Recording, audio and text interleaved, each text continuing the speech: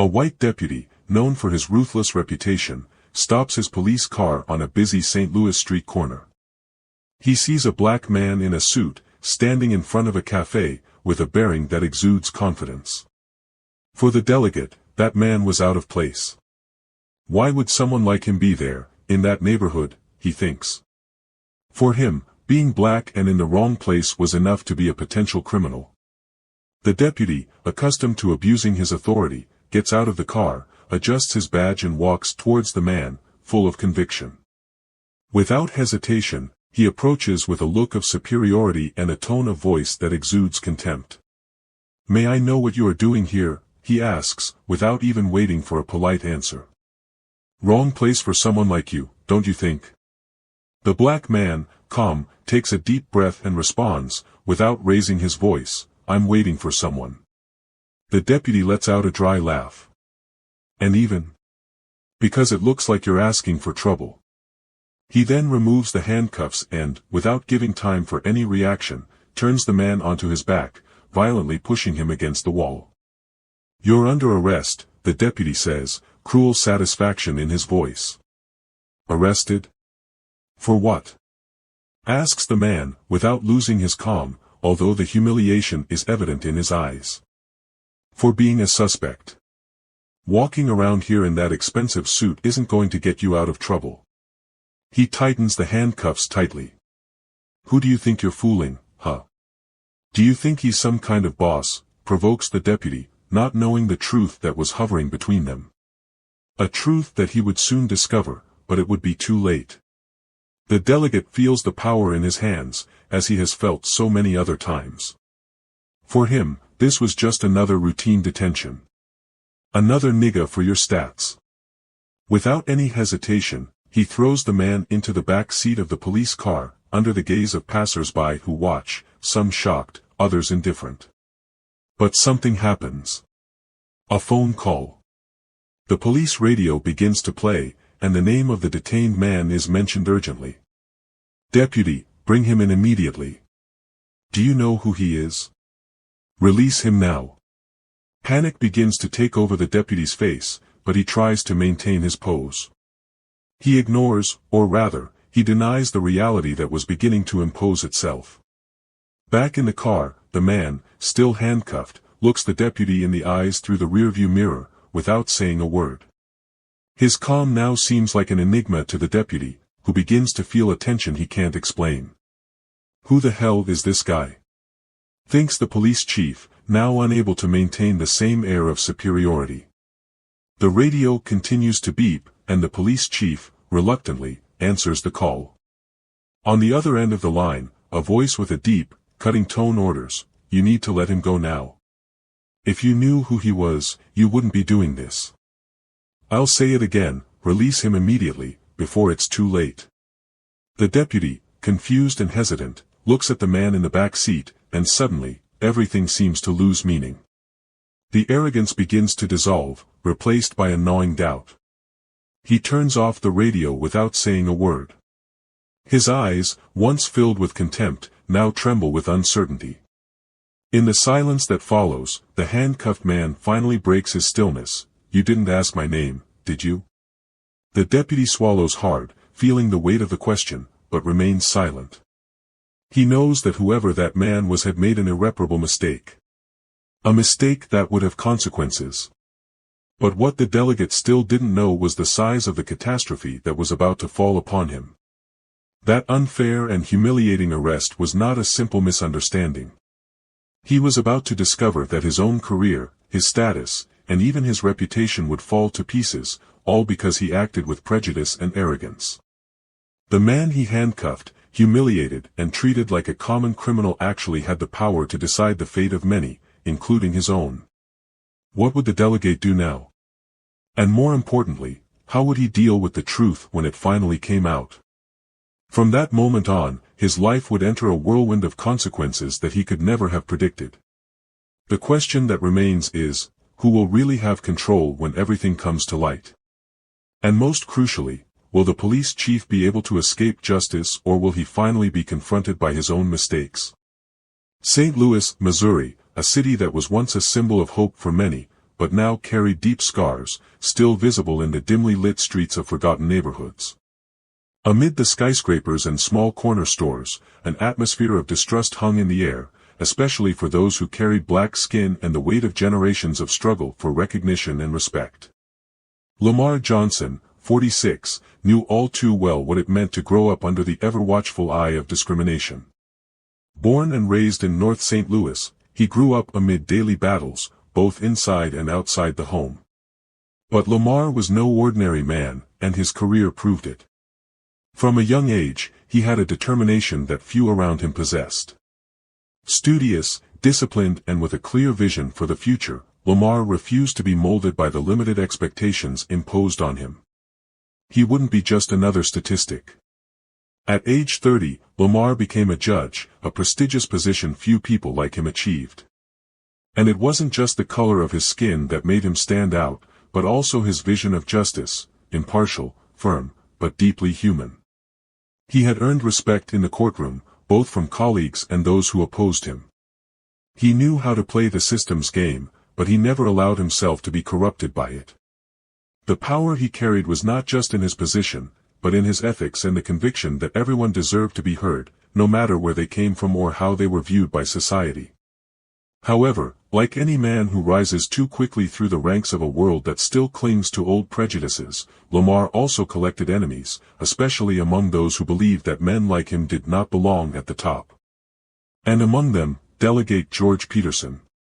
Peterson was Lamar's opposite in every way. A man who had built his career not on respect or justice, but on fear and control. His vision of order was simple: strength and power. For him, the boundaries between justice and abuse were a fine line that he crossed whenever it suited him. Peterson, white, tall and always with an arrogant smile on his face, ruled his district as if it were his own kingdom. His cold gaze conveyed a sense of unshakable superiority. He believed he knew everything about the underworld on the streets of St. Louis, especially who should be put in their place. For him, the world was divided between those who had power and those who should be controlled. And in his mind, men like Lamar couldn't have any power. Their fates crossed one morning, not very different from the others. Lamar, dressed impeccably in a gray suit, walked through the streets after an informal meeting with some colleagues. He enjoyed walking around town, people watching, and feeling the pulse of the community. He was an approachable man, despite his prestigious position. However, that day, Lamar was about to feel, once again, the weight of the prejudice that had never truly left him. As Lamar walked, Peterson, who was patrolling the area in his patrol car, spotted the judge in the distance. For the delegate, that vision made no sense. A black man in an expensive suit walking alone in that part of town. This immediately raised his suspicions. And Peterson, driven by his ego and prejudices, made a hasty decision. Stopping the car abruptly, he got out with long strides, staring at Lamar with a look of disdain. "Hey, you there," he shouted, his voice echoing in the almost deserted street. Lamar turned, surprised but not afraid.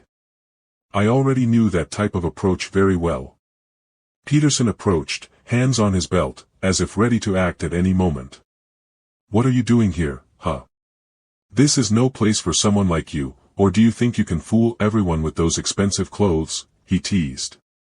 Lamar remained calm. He had faced similar situations before, but Peterson's contempt and arrogance were palpable. "I'm on my way to a meeting. Is there a problem?" Lamar replied, with a calmness that would disarm many, but not the police chief. Peterson laughed, but it was a dry laugh, full of irony. "Meeting? Of course. And I am the President of the United States." Without any justification, he grabbed Lamar by the arm, turning him roughly against the wall. "You're under arrest," said the deputy, satisfaction written all over his face. "Let's see what your real story is, because to me, you're just another person trying to pretend to be something you're not." The force applied by Peterson was unnecessary, but it revealed what was really at stake there: power. For Lamar, that moment was a bitter reminder that no matter how far he had come, there would always be those willing to pull him back down.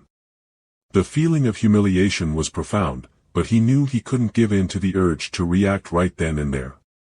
There was much more at stake. The handcuffs tightened around Lamar's wrists, but he remained silent, his mind already working in several directions. He knew who he was. And he knew Peterson was about to find out in the worst way possible. As the deputy pushed him towards the police car, satisfied with what he believed to be another success in his routine of maintaining order, Lamar waited. He knew justice like few others, and knew that, sometimes, it was necessary to wait for the right moment for it to be applied correctly. Inside the car, the tension was palpable. The police radio continued to blare in the background, and Peterson reveled in the feeling of control. But as life so often shows, control is an illusion. And Peterson was about to be confronted with that truth in a devastating way. This meeting between two very different men, one driven by arrogance and prejudice, the other by calmness and knowledge of the system, would be the beginning of a series of events that would forever change both their lives. But at that moment, Peterson still believed he had control of the situation. The sound of sirens echoed through the streets as Lamar was taken away in the squad car, his hands still cuffed, the physical discomfort compounded by the growing humiliation. He looked out the window, observing the familiar streets, but now from a different angle, as if he were a criminal. It was almost surreal. Peterson, in the front seat, drove with a cocky smile, satisfied with the control he felt he had over the situation. "So, boss, are you going to tell me what you were really doing there?" Peterson asked, his tone full of irony and contempt. Lamar, eyes fixed on the street, remained silent. He had experienced discrimination before, but this was different. It wasn't just another case of prejudice disguised as a police approach. There was something darker in the deputy's stance. The way Peterson seemed to be reveling in the moment. Lamar knew that sooner or later the truth would come out, but for now, he needed to remain calm. His position as a judge had already taught him the importance of waiting for the right moment to act. Silence makes you look even more guilty, you know. Peterson continued as he turned a corner, looking away from the road to look at Lamar in the rearview mirror. Lamar took a deep breath.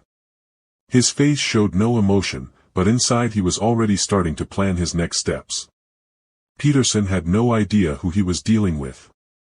For the delegate, Lamar was nobody. Just another black man who should be put in his place. Upon arriving at the police station, Lamar was dragged into the building like a trophy. The curious looks of other police officers and civilians followed the scene, without completely understanding what was happening. It was unusual to see someone like Lamar treated like that, a well-dressed man, clearly out of the ordinary profile of detainees. Peterson pushed him into a chair in a small, dimly lit interrogation room. He removed the handcuffs, but not before tightening them one last time, as a way of asserting his power.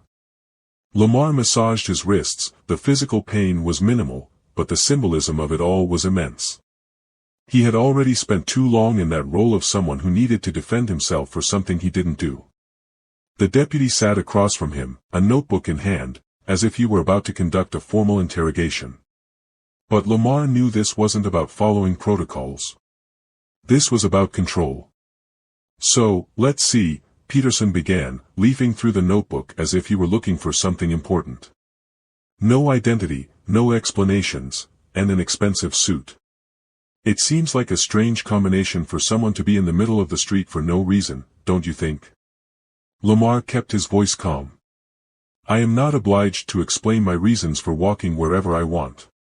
I am within my rights." Peterson smiled, leaning forward. "Right? I don't know if you understand exactly what's going on here. You are in an interrogation room. He's under arrest.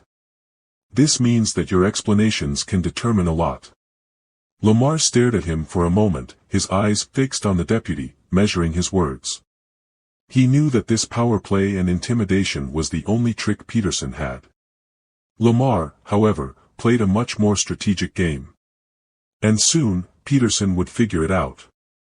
Before Lamar could respond, a sharp sound broke through the silence of the room. Peterson's phone rang, and he impatiently answered it. The deputy's face, initially confident and authoritative, slowly transformed into something close to panic as he heard the voice on the other end of the line. It wasn't just any call. Peterson now began to realize the extent of the mistake he had made. Lamar watched closely as Peterson's expression changed. The arrogance, which until then had dominated the delegate's every word and gesture, began to disappear. Peterson hung up the phone abruptly, still in disbelief at what he had just heard. He got up from his chair, walking in circles around the room, clearly restless. "Who are you, anyway?" Peterson asked, without the sarcasm from before. His voice, this time, trembled slightly. Lamar raised an eyebrow, maintaining the same composure. "I thought you knew." Peterson snorted in disbelief. He opened the interrogation room door, took one last look at Lamar, and left, leaving the judge alone for a few minutes. In the hallway, Peterson paced back and forth, his thoughts spinning rapidly. How could he have made such a serious mistake? The information received over the phone had changed everything. Lamar wasn't just any man. It was not a simple citizen being approached out of suspicion.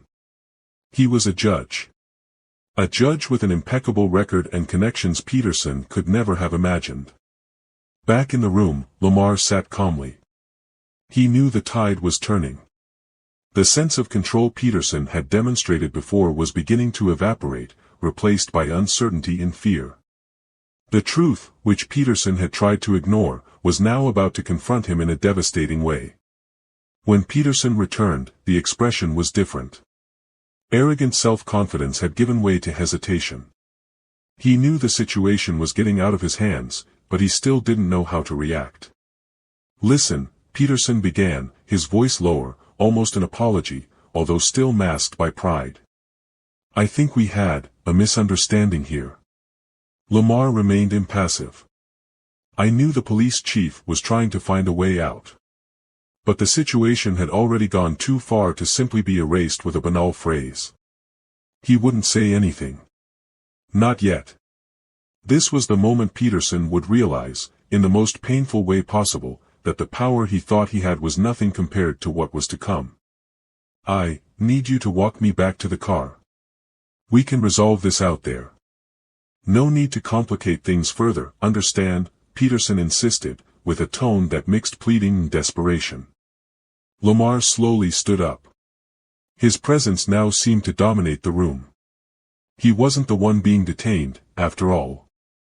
It was the delegate who was trapped in his own arrogance and prejudice.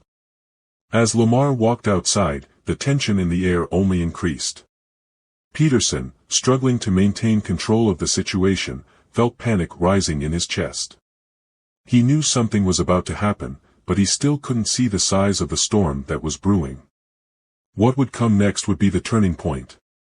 And Peterson was about to understand that the power of justice is not to be trifled with. The walk between the two was fraught with tension. Peterson, who minutes before displayed a domineering and arrogant posture, now remained silent, his thoughts in a whirlwind. He knew he had made a colossal mistake. Lamar, on the other hand, remained calm. His eyes were fixed ahead, and his expression, despite being calm, revealed a firmness that began to destabilize the deputy.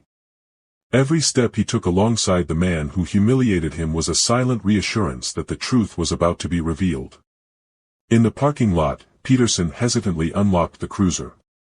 Lamar stopped before getting into the car and finally broke the silence that hung like a weight between the two. "Do you think this will be resolved with a ride back?" His voice was low, but each word carried an intensity that hit Peterson directly. "Do you think a walk around the corner will erase what you did?" Peterson opened and closed his mouth, searching for an answer that didn't come. He knew that any excuse he made now would be empty, and Lamar knew it too. "Look," the deputy began, his voice cracking as he tried to find a way out of the situation. "I was just doing my job. Maybe I got ahead of myself, but..." "Rash," interrupted Lamar, his tone still controlled, but with a hint of incredulity. "You handcuffed me, humiliated me in public, without even asking my name. It has nothing to do with hassle." You thought you knew who I was just because I'm a black man in an expensive suit, in a neighborhood you think that's not my place. And you know what's worse? This isn't news to you, is it? Peterson swallowed. He knew Lamar was right. The stark reality was that the chief had spent most of his career treating people like Lamar the same way, trusting the system that had always given him the benefit of the doubt. But this time, he had crossed a line that could not be erased. Before Peterson could try another excuse, another car pulled up next to them in the parking lot. A man in a suit came out quickly, his steps firm and determined. It was David Connors, an influential city lawyer and personal friend of Lamar. His expression was serious, and the weight of the situation was clearly written on his face. "Lamar, are you okay?" Connors asked, giving Peterson a cold look. Lamar nodded. "I am now." The silence between the three men was filled with tension. Peterson knew who Connors was, one of the city's most respected lawyers, with important connections in the justice system. The deputy felt panic rising in his chest. The consequences of his actions now seemed much more real. Connors stepped forward, facing the deputy. "Do you have any idea what you just did, Peterson?" Connors' voice was low, but carried with unquestionable authority. "This man is a judge. A federal judge, to be more precise. And you detained him for no reason, without any legal justification." Peterson opened his mouth to respond, but Connors raised his hand, cutting him off. "There's nothing you can say that's going to change what happened. I'm already preparing a lawsuit for abuse of power and discrimination.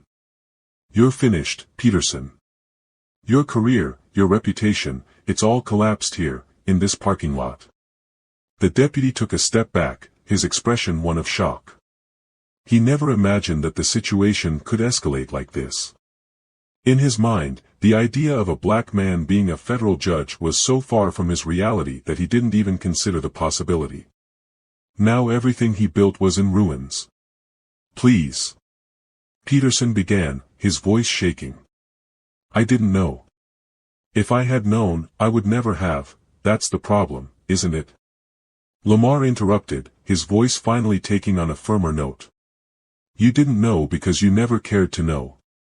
To you, we are all equal, we are all suspects, we are all guilty until proven guilty. But now you will learn what it means to face the consequences of your actions." Peterson's face was pale. He knew what Lamar said was true, but it was too late now. He had crossed a line that could not be undone, and the weight of his actions finally fell upon him. Connors took another step forward. "I suggest you prepare your defense, Peterson. Because when this case goes to trial, you won't have anywhere to run."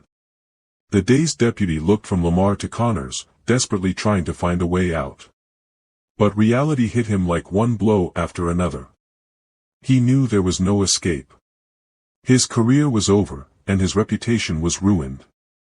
The system he had used to protect himself for so many years was now turning against him. Lamar, watching the desperation in Peterson's eyes, knew justice was finally being served. It wasn't just about him. It was about all those who went through the same humiliation, the same injustice, but who never had the chance to fight against the system. Lamar knew this was just the beginning. "This isn't just about me," Lamar said, with a calm that contrasted with the tension in the air. "It's about all those you've harmed. All those who never had a voice. I'm just the first to stand up to you, Peterson. And I won't stop until you pay for every mistake, for every abuse." As silence dominated the parking lot, the pressure inside Peterson became unbearable. The man who had always prided himself on maintaining order, on being a figure of unquestionable power, was now surrounded by his own mistakes. Every word from Lamar hit him with the force of a truth he had always denied. Lamar, on the other hand, felt the weight of justice moving, slowly but relentlessly. It wasn't just the end of Peterson's career that was at stake, but the beginning of something bigger. He knew this was an opportunity to expose a flawed system that had long oppressed the very people it was supposed to protect. Connors, with a serious and calculated expression, broke the silence once again. "The press has already been notified. They will be here soon. His words hung in the air like a final blow. Peterson had nowhere else to run. Any attempt to salvage his reputation, or downplay what he had done, would be crushed by public exposure. "What are you going to do now, Peterson?" asked Connors, with cutting calm. "Are you going to try to manipulate the narrative? Are you going to blame the system that you corrupted yourself?" Peterson, shaking, took a few steps back, leaning against the squad car as if the cold metal could offer him some kind of support.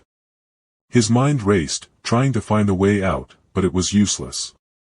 He was cornered. I can fix this," he said, his voice barely above a whisper. "I can try to resolve this another way. We can talk, negotiate, maybe there's a way to avoid this scandal." Lamar let out a dry laugh, but not humorous. It was a laugh filled with exasperation, as if the idea of Peterson trying to fix the situation was so absurd it didn't even deserve consideration. "You still don't understand, do you?" Lamar asked, his tone now firm and unwavering. "This isn't about negotiating. There's no deal to be made here. This is about justice. And for once, you're on the wrong side of it."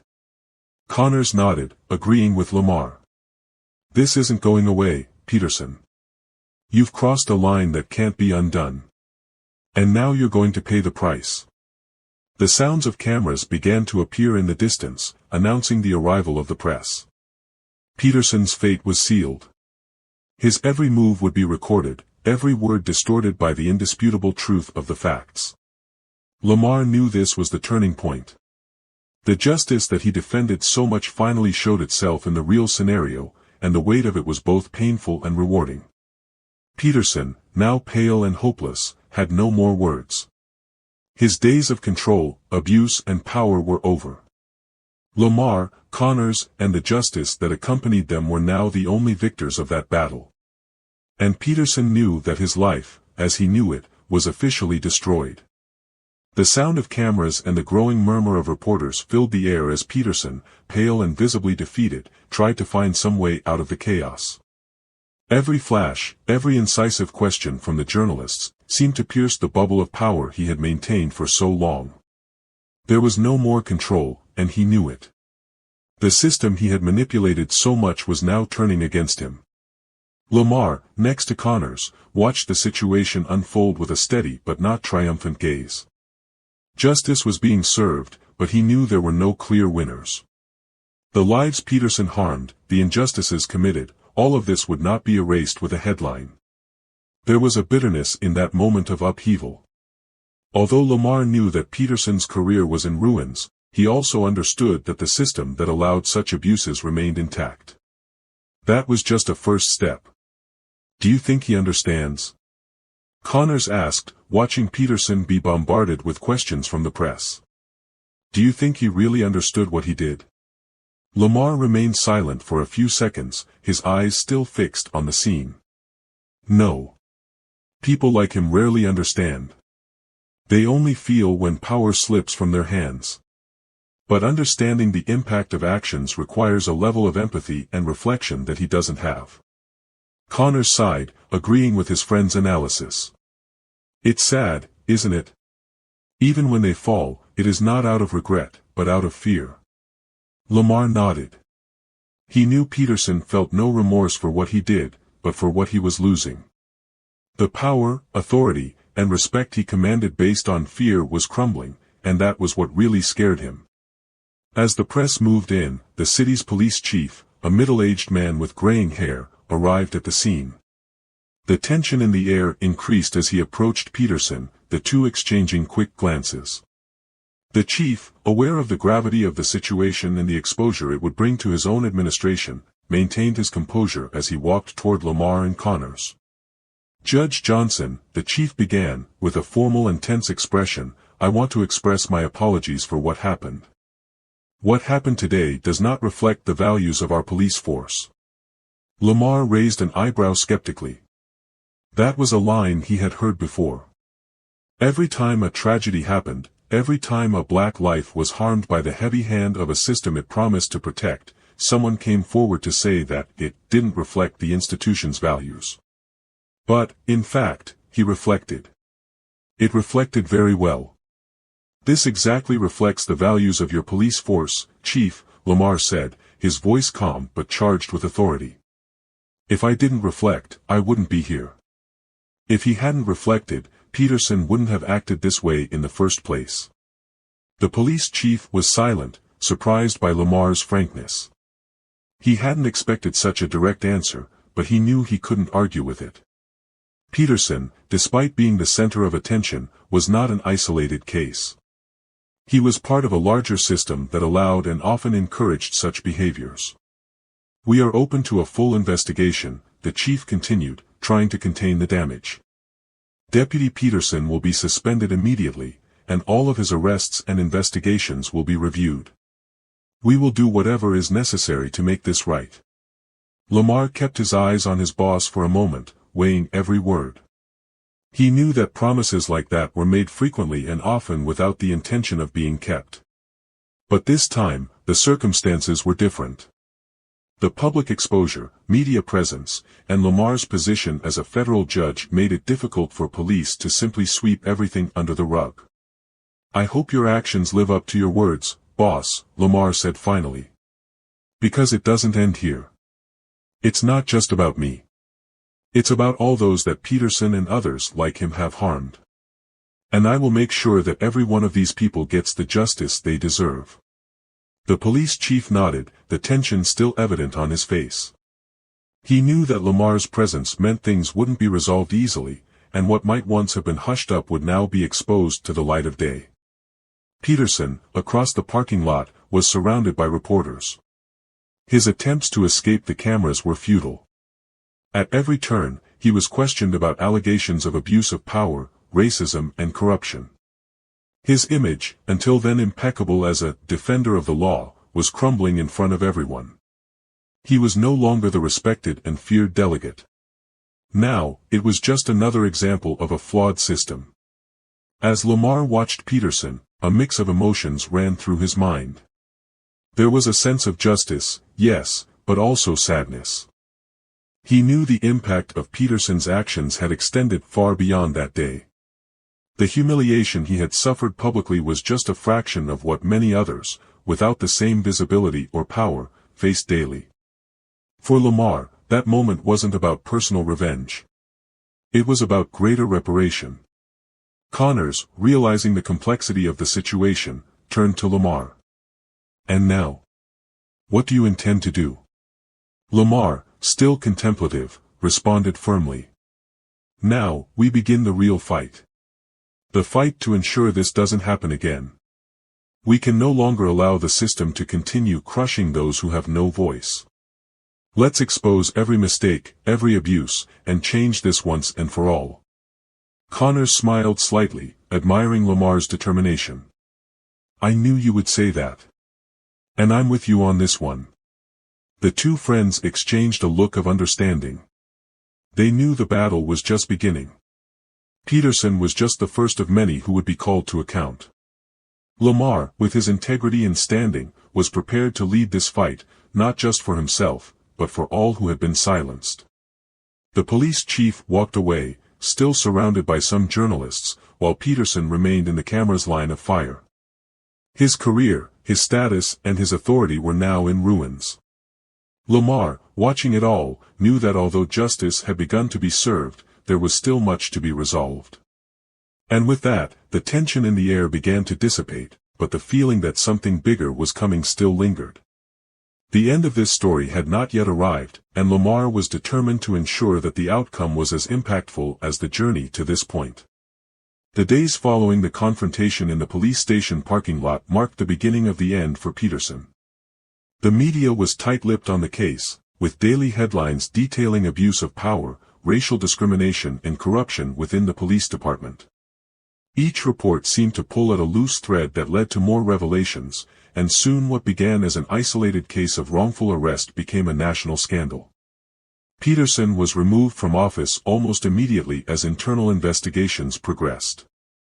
He, who was once feared and respected, now became the face of the injustice that so many, for decades, had denounced.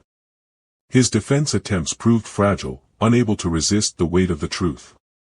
Colleagues who once supported him quickly distanced themselves, leaving him alone to face the consequences of his actions. As the court proceedings began, it became clear that Peterson would not only lose his position, but also his freedom. The trial was brief and devastating. The man who once manipulated the system to subjugate others was now at its mercy. Peterson was convicted, and his downfall was witnessed by all. But Lamar knew the true impact of what happened went beyond a conviction. The system that allowed men like Peterson to prosper was still there. However, he also knew that there was new hope. The exposure of the case brought to light the stories of many other victims, and the movement for racial justice and police reform gained even more strength. Lamar has become an active voice in this fight, using his position as a judge and his personal experience to promote concrete changes in the justice system. He not only watched Peterson fall, but became a catalyst for a much greater transformation. Lamar, now a central figure in the justice movement, decided to go beyond his role as a judge. He went on to work closely with civil rights organizations, developing policies that aimed to combat institutional racism and reform abusive police practices. His actions did not go unnoticed, and he was invited to participate in national forums, where his voice became essential in the formulation of new laws. The sense of satisfaction he felt came not just from Peterson's downfall, but from the opportunity to ensure that justice was served for many who, before him, did not have that chance. David Connors, the lawyer who had been at Lamar's side from the beginning, also reaped the rewards of his labor. His firm became a reference in civil rights cases, and he remained a key player in the fight for justice. The partnership between Lamar and Connors has transcended friendship and become a force for real change. Together, they fought not only for those who suffered at Peterson's hands, but for everyone who faced a system designed to fail them. The police chief, in turn, was forced to reformulate the entire structure of the police station. Pressured by public opinion and the results of internal investigations, he initiated a series of drastic changes. Although many saw his actions as an attempt to save his own skin, Lamar knew that even if the motivations were selfish, the reforms would bring benefits to the community. The new police team underwent rigorous training, and a new culture of transparency began to emerge, albeit slowly. Meanwhile, Peterson, already in prison, experienced for the first time what it was like to be on the other side of justice. Without power, without privileges, he was forced to face the mistakes he made, isolated and despised by those who once admired him. He was no longer the respected delegate, but just another name on a list of men who abused their power and paid the price for it. For Lamar, the victory was not just personal, but symbolic. He knew there was much more to be done, but that moment, that turnaround, symbolized that real change was possible. He achieved something that many dreamed of, making the system answer for its own mistakes and ensuring that justice prevails. This story brings to light a painful and, unfortunately, very common reality. What we saw here was the reflection of a system that, for too long, turned a blind eye to injustice, especially when it affects black people. What Peterson did to Lamar, he did to many others, but Lamar was given a chance that many don't, to fight back, to expose the truth, and to ensure justice was served. But how many other llamas are there out there, trapped in a cycle of abuse, of discrimination, without ever having their voices heard? How many other Petersons are still out there, using the power they have to oppress and marginalize? This story shows us that the fight for justice is long and arduous, but it also shows us that change is possible. Lamar represents resistance, the strength of those who do not accept the system as it is, but fight to transform it. And this is the message we want to leave you: the fight for justice and equality is the responsibility of all of us. And you? What would you do in Lamar's place? How would you face a system that tries to silence you, that tries to put you down? It's a question to reflect on, and we want to hear your opinion. Comment below and share your thoughts on the story and what it represents for you. If you liked this story and want to follow more narratives full of twists, justice and life lessons, don't forget to subscribe to the channel Tales of Twist. We are always bringing you stories that challenge what you think and make you reflect on the world around us. Leave your like, share and activate the bell so you don't miss any news. Until next time.